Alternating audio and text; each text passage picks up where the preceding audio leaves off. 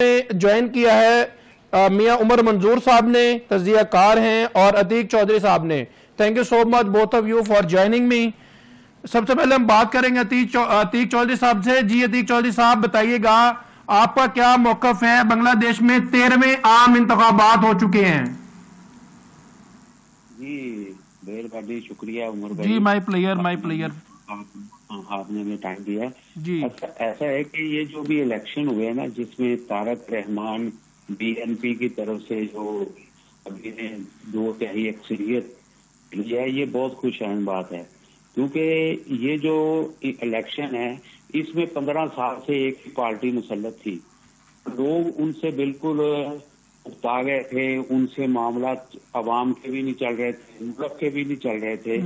तो इस सिलसिले में जो भी फेयर इलेक्शन हुए हैं, इसमें देखा कि वो कितने साल बदल रहा है रहमान जी। तो तारक, तो इस वजह से अवाम ने उसको भरपूर तरीके से वेलकम किया है और उनको 2/3 अक्सरियत दी है।